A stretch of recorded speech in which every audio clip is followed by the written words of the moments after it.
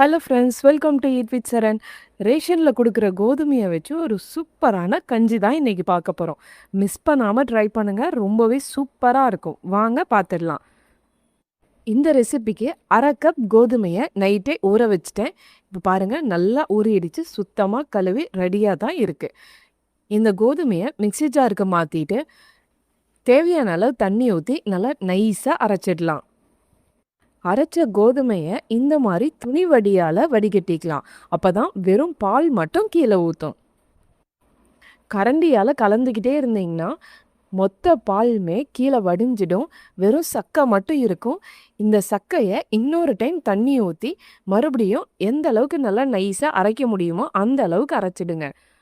பாருங்கள், ஒரு 2 டைம் அரைச்ச கோதுமை பால் இந்த பாத்திரத்தில் இருக்கு. 3 மணி நேரம் அப்படியே விட்டுட்டிங்கன்னா தண்ணி மட்டும் தெளிஞ்சு மேலே வந்துடும். அந்த தண்ணியை தனியாக வடிகட்டி கீழே ஊற்றிடலாம். முடிஞ்ச அளவு கொஞ்சம் கூட தண்ணி இல்லாமல் சுத்தமாக வடிகட்டிடுங்க. பாருங்கள், நல்லா திக்கான கோதுமை பால் ரெடியாக இருக்குது. ஒரு பிளேட்டுக்கு மாற்றிட்டு வெயிலில் ஒரு 2 நாள் காய வச்சிங்கனாலே போதும். நல்லா மொறுமொறுப்பாக கையில் எடுத்தாலே வரும், அந்த அளவுக்கு காஞ்சிடும். பாருங்கள், நல்லா காஞ்சி எப்படி ஏடேடாக பேத்துட்டு வருதுன்ட்டு. இந்த வெயிலில் காஞ்ச கோதுமை பாலை மிக்ஸி ஜாருக்கு மாற்றிட்டு நல்லா நைஸாக அரைக்கணும். இதே ரெசிப்பியை நீங்கள் ராகி பால் எடுத்து கூட பண்ணலாம், அதுவும் ரொம்பவே சத்தானது.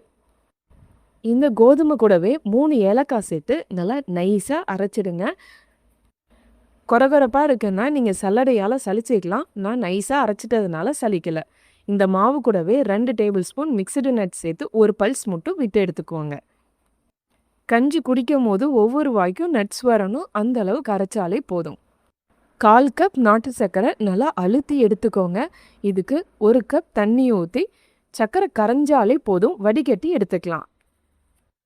பாகுபதெல்லாம் எதுவுமே இதுக்கு தேவையில்லை. பாருங்கள், அரைச்ச மாவுலேருந்து 3.5 ஸ்பூன் மட்டும் நான் சேர்த்துக்கிறேன். உங்களுக்கு எவ்வளோ தேவைப்படுதோ அந்த அளவுக்கு நீங்கள் சேர்த்துக்கோங்க.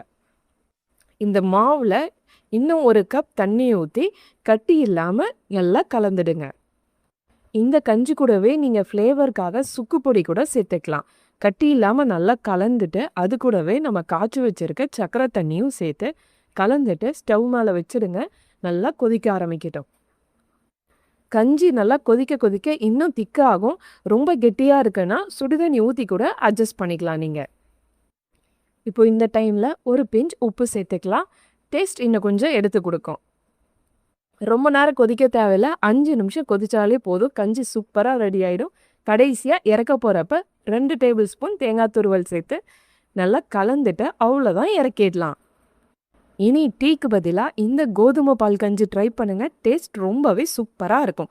இந்த வீடியோ பிடிச்சிருந்தா லைக் பண்ணிவிட்டு ஷேர் பண்ணுங்கள், சப்ஸ்கிரைப் பண்ணிவிட்டு பெல் ஐக்கானையும் ப்ரெஸ் பண்ணிடுங்க. தேங்க்ஸ் ஃபார் வாட்சிங்.